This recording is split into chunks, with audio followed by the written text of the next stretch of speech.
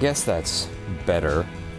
I guess I'm decently breathy and gaspy because I'm pacing about back in the noisy WonderPod studios.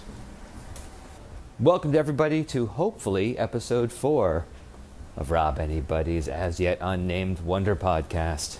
WonderPod? WonderPod's sounding better. I'm liking it. It's a little snappy. Pops. Wonder Pops. Except one pod. Doesn't matter. Moving on.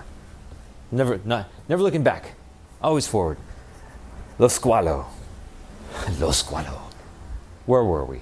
I say hopefully episode 4 because there have been at least 2 failed episodes so far. One time there was a horrible ambient pop noise. I think because I had my headphones tucked underneath my neckerchief bandana / COVID mask. And the last time, this is actually the previous episode 4, I had my headphones plugged in. I swear I had monitoring turned on so I could hear myself. But when I went to play it back, I was clearly speaking into the phone microphone. And on the numerous occasions that my hand was far away from my mouth, so too was my mouth far away from the microphone. That sentence felt like it worked in my head. We'll hear it in post. You get to experience it either way. For far be it from me to deprive you of my clever je ne sais quoi. Thanks, the French. Needed a phrase. I mean, je ne sais quoi, that's basically supercalifragilisticexpialidocious, right? What to say when you don't know what to say? What is je ne sais pas? Je ne sais quoi is I don't know what. Je ne sais pas is I don't know pas. Can you do it with other things? I don't know ma. Je ne sais ma. Je ne sais the law, but that's no excuse. It was so dumb. Oh, so dumb. Oh, horse racing on today.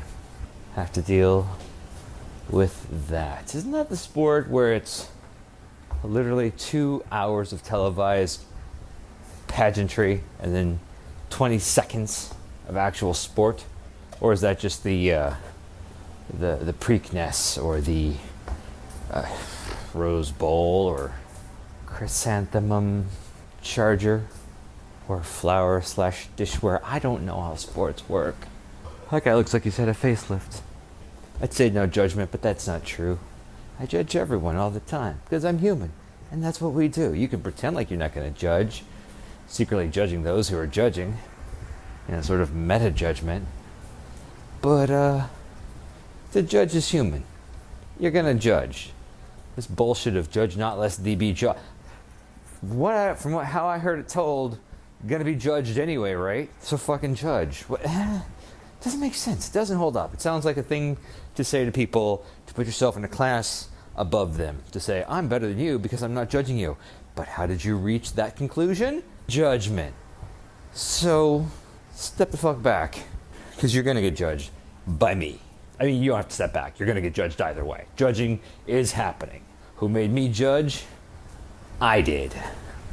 Same person who made you judge. Me? No, I'm not that powerful. You, come on. Keep up with me here. It just seems... It's one of those bullshit proclamations like, oh, I don't talk about politics with friends. The fuck not? That's a thing you overheard some adults saying in like 1986, and it sounded like an adult thing to say, so you wanted to grow up to be able to be the person who could say that. Of course you're going to talk politics. You talk things with people. You have disagreements. It's part of life. Get to it. Get to disagreeing. It annoys me all this time wasted on these bullshit posturing things, which is not to say I don't have bullshit posturing in my life. Of course I do. See Being Human earlier in this very episode. But, not sure where I'm going with that. But, I'm aware of it, so I'm better than you? Nah, that's a dick thing to say. I honestly don't remember. Bullshit posturing, human beings, that's really all we do. We bullshit posture. We find other people who bullshit posture like we do, and we make little bullshit posture cliques and groups. We bullshit posture together. I've said bullshit posture so much, it sounds really weird. Bullshit posture. Bullshit posture. Little BSP. Ooh, I've got BSP. You're all full of shit. And so am I. So anything interesting happened in the last week? Or however long it's been since we've gotten together? That was like 4 or 5 days. Oh, some politics happened. We could talk about that, but I don't talk about politics with my audience. You see what I did there? It's like the thing I was saying earlier, but applied to this current situation. It's pretty clever of me. You're welcome.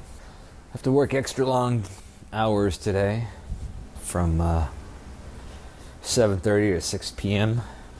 Someone's out. I can't remember if they're on vacation or sick or what, but I'm here. And I'm sleepy. And all the coffee in the world will not help. The water's helped a little bit. Coffee just makes me shaky. Doesn't really counteract the tired, bleary-eyed. You know what probably would be getting better sleep, but I don't do that. I get the worst sleep. I've already eaten my breakfast and my lunch. And I've only got 5 hours left. I'll probably make that work without purchasing a snack from the increasingly crappy break room choose your own shit mart.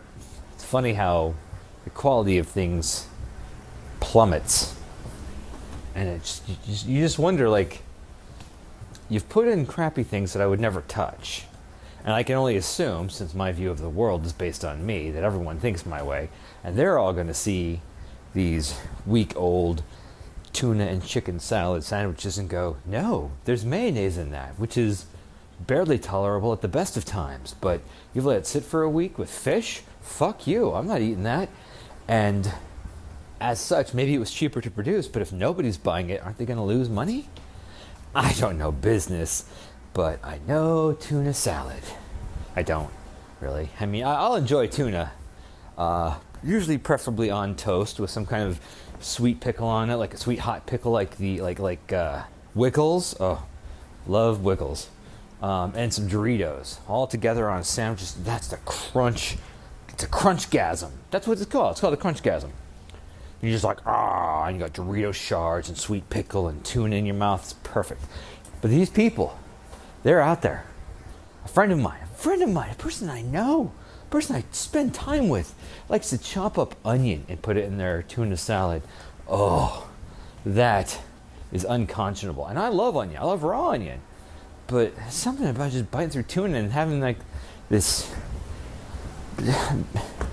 acrid piece of onion matters. Like it's like it stops. It's like walks out in the traffic and holds up its hands. Like stop your flavor enjoyment. We are here to ruin the party. Onion and tuna. It's horrible. Not as bad though. I once stayed over at a friend's house when I was in high school, and they were having a very simple dinner. They weren't the richest of people. We weren't the richest of people. There were a lot of poor people in my town. Their particular poor dinner was macaroni and cheese. Fine, we've had similar. We were a macaroni and fish sticks kind of family, you know. Fish sticks, tater tots, pot pies. Those are some of the popular meal combinations in my house growing up. But my friend's family, they're having macaroni and cheese, fine, with sardines or anchovies. I'm not really sure which. The point was, that was an arresting experience, especially to a kid who never had any kind of tinned fish that wasn't tuna. And I just remember like trying so hard to be polite, but like, this whole thing tastes like fish now. And when I tried to choke down a bite of the fish, I just chomped on a piece of like vertebrae, and that was gross. Come on, who wants? You made me chomp. It's backbone. Why? It's awful. It's awful, and it's not okay. Nope. A lot of fucked up friend food memories from high school. I had another friend. So we were having our house built, right? The lease or whatever was up on the old place we were at, my mom commissioned a new house to be built, gone through loans and whatnots, but the overlap was not such as that we could move in. Out of the old place, new place wasn't ready, we scattered to the four winds. We all went our several ways.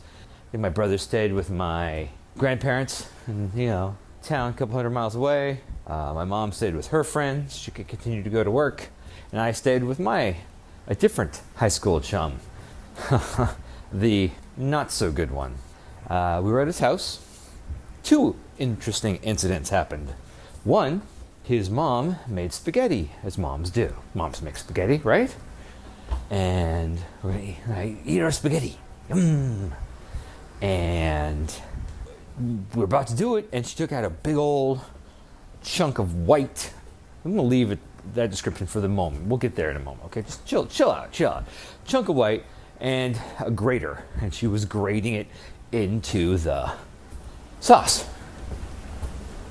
I'm like, wait a second. That's not Parmesan cheese. What's that? Now, in retrospect, or in retroactive faulty memory, I remember her looking shifty. I don't know if that's true or not, or if I've applied subsequent information to the story, and that's the lens through which I view it. Don't know, don't care. It was shifty, because my friend tells me, oh, that's saltpeter, with the air of someone who says, haven't you ever eaten Italian before? Mea culpa, sorry. All of my experience with spaghetti, be they spaghetti and meatballs, lasagna, any kind of Italian food, has not yet included a chunk of saltpeter and a grater, a rasp of some sort. Clearly I'm in the wrong. Okay, sure, I guess this was a hippie town. This is a place that had a co-op. This is a place where people ate carob instead of chocolate. I don't know all the intricacies of culinary kinks. What I did know was the people in front of me seemed to be taking it with an aplomb that you ate saltpeter and your red sauce. I was staying at their house. Sure, I'll eat dinner. Don't think it made the food. Also didn't necessarily unmake it. Whatever. Okay. It was a weird one-off moment. It was an odd ingredient. wasn't fucking chunks of fish vertebrae in my macaroni, so that's a win. I mentioned it to my mom, who tells me, oh, well, you know what that was about. No, I don't. Did we start this with, isn't that weird? Fine. What, Mom, Mother dear, was that about? Oh, well, in penal colonies back in the day, saltpeter was added to the food because it was supposed to diminish sexual desire. It's supposed to tamp down the urges that young men, say high school-aged men, would get. What the fuck? Are you kidding me? Did not work. Maybe I only had one meal of this, but who knows what else she was salting, in quotes, the food with. But I don't care. What the fuck? That's not okay. What kind of sick mind operates like that?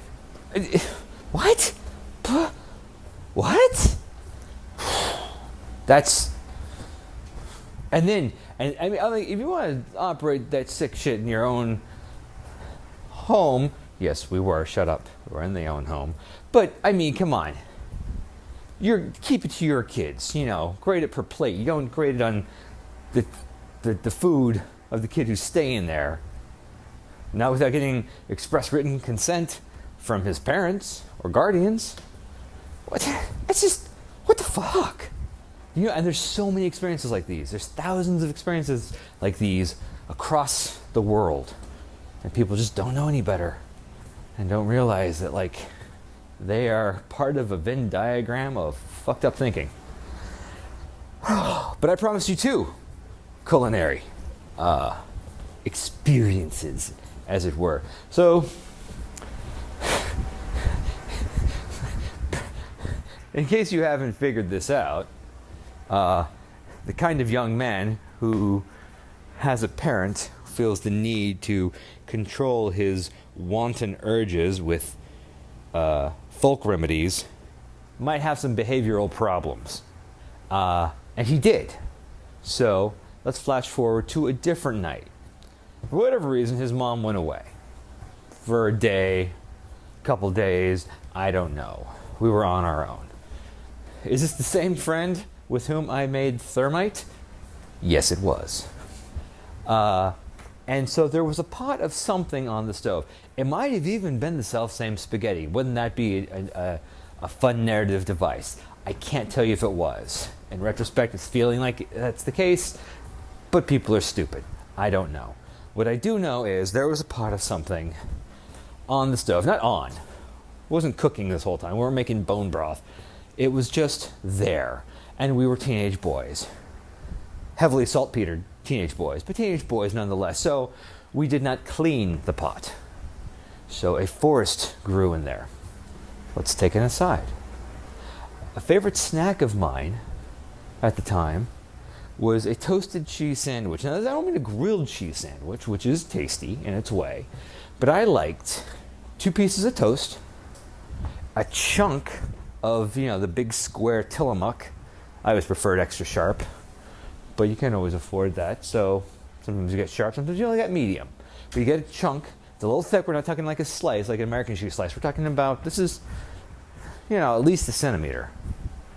And you plop that between the 2 pieces of bread, and heat from the toast maybe melts the outside a little bit, but that inside's a good, solid, cool chunk of cheese. And so you have a couple different textures of cheese. Because melty cheese is tasty, I guess, but it's got to be a melting cheese, and cheddar is not a melting cheese.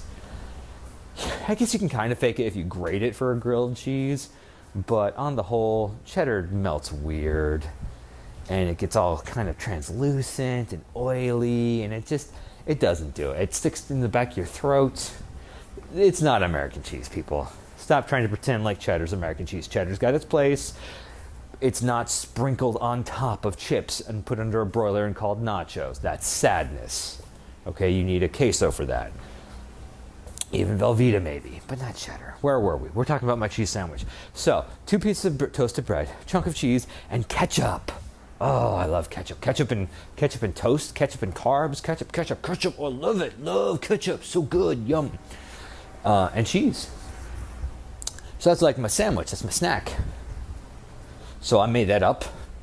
Must have turned away for a second. And if you have any kind of knowledge of foreshadowing, you're right there with me. If not, hold on a second for the horror.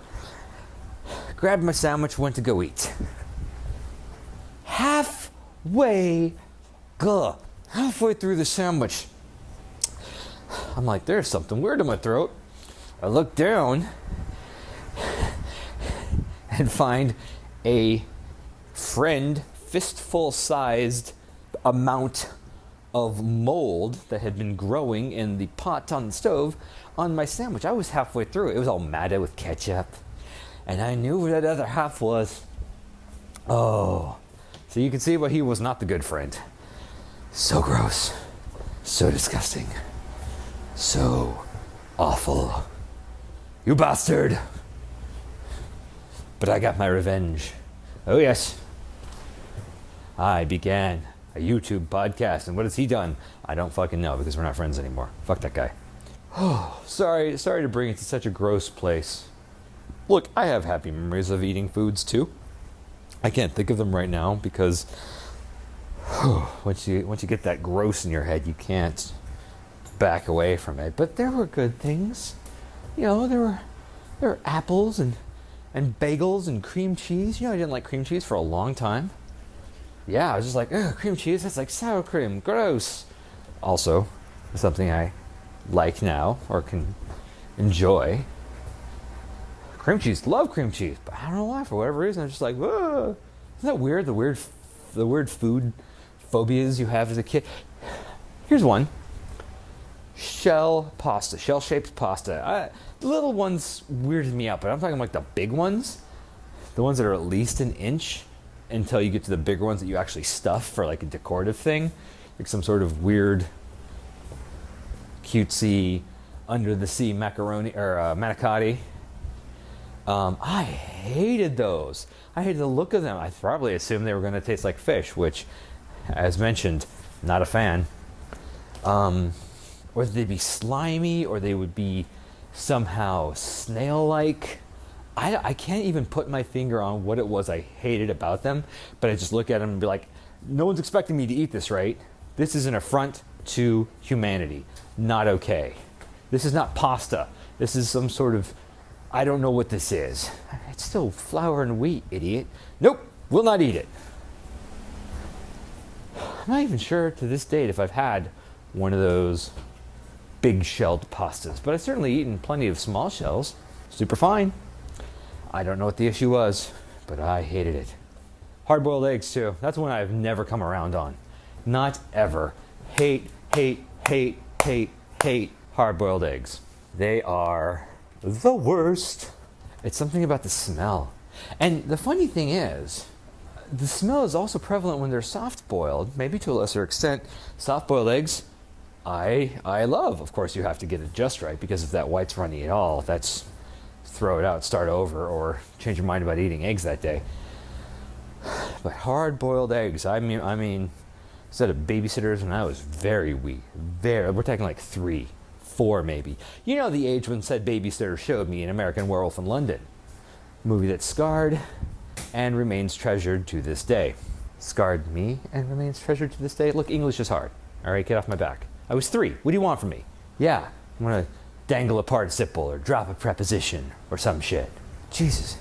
I was trying to point out that there was a hard-boiled egg for a snack one day, and I had to eat it. And I'm like, no, see, I don't eat hard-boiled eggs. Everyone in my family knows this. That's how you think back then. You're 3. The rules of your dinner table are the rules. Like, so clearly you haven't spoken to my people. I don't eat hard-boiled eggs. I'm sure you just glossed over the rider and the contract, but yeah, I don't. And then I was forced to eat a hard-boiled egg. Oh, humanity. It's unconscionable. It was a very quick rant. Not quick. The time did not pass dully by us, at least not by me. If you're dulled, well, fuck you. I'm kidding. I'm not. But I think I've spoken more than enough, and I think you probably think I have too. So with that, I'm gonna go and do what I'm supposed to do, and I hope that you do what you're supposed to do, as long as you know it's positive. If you're getting the idea you should do something that you shouldn't be doing, then perhaps you should not do that. What do you say? Great. So as always, I'm Rob. This is the as yet unnamed Wonder Pod. Wonder Pod? Truncate a little bit. Rolls off the tongue better. Wonder Pod, Wonder Podcast. I'll think about it. We'll see what happens. Generic sign off.